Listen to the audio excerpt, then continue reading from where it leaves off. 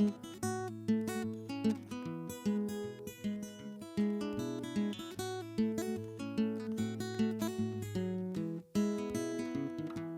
and welcome to another episode of Home or Away.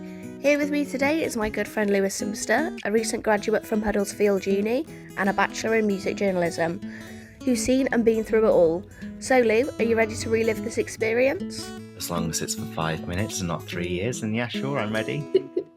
So we grew up in a really small town in the middle of mid-Wales. What on earth made you go to a uni so far away from Newtown? Only about 5 unis in the country did the course I wanted to do, and I thought, fuck it, I want the full uni experience, so I went with the uni that was 100 miles away from home. I mean, you know, freedom and independence and all that. What more could you want? So summarise your first year for me. I mean, I wish I could tell you I was either drunk or hungover for the majority of it. So you were a true fresher then?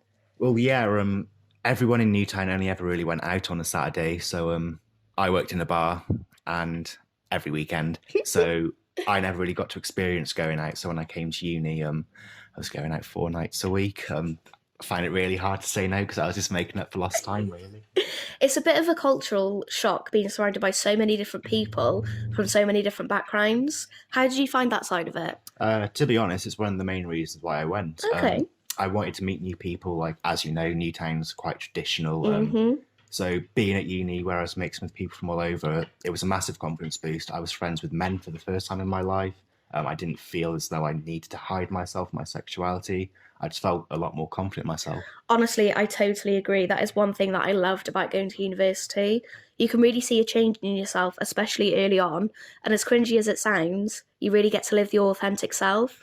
For me, it was having the freedom of not having to tell anyone where you were going, no one to tell you what time to get up in the morning, and if you didn't want to go to a lecture, you just didn't go.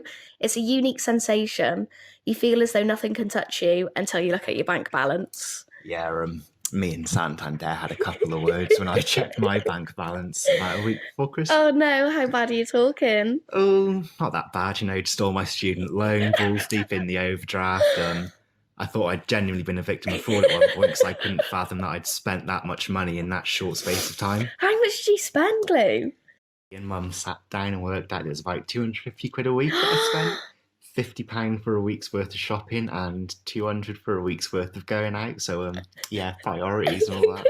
So it's safe to say you had a good time then? Oh, yeah. So would you say your first year was your favourite year? Yeah, it was by far the most relaxed and the easiest. There wasn't really that much stress in first year. And everyone knows that the first year doesn't really count anyway. Speaking of relaxed and easy years, tell me about your third and final year. Oh, Han, worst year of them all, darling. Third year started off better than second, to be fair, but once all the work had kicked in, it went to shit. So you had to do a dissertation. Mm-hmm. Tell me about the process of that, because I know they can be really difficult. Mine was about 8,000 words, right, okay. Plus or minus 10%.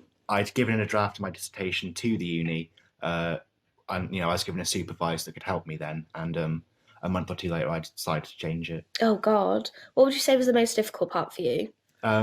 Getting in contact with my supervisor. Really? I kind of put my dissertation on the back burner for a little bit so I could get some other work done, and by the time I'd come around to actually do it, I figured out he was useless.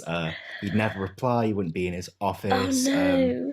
I eventually plucked up the balls to ask for another supervisor, but I was told it was too late. So I basically wrote about 80% of it completely blind. Didn't know whether, what I was writing was the right thing or not. It was awful.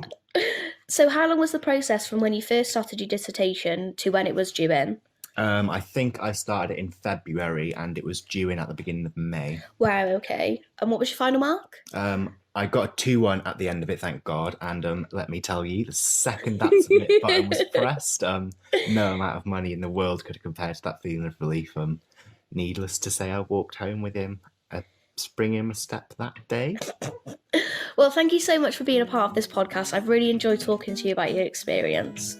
But before you go, I wanted to ask you 3 questions and I want your first response only. You ready? All right then. My 3 years of university were... Shit. The one thing I would change is... Don't go. Would you do it again? Hell fucking no.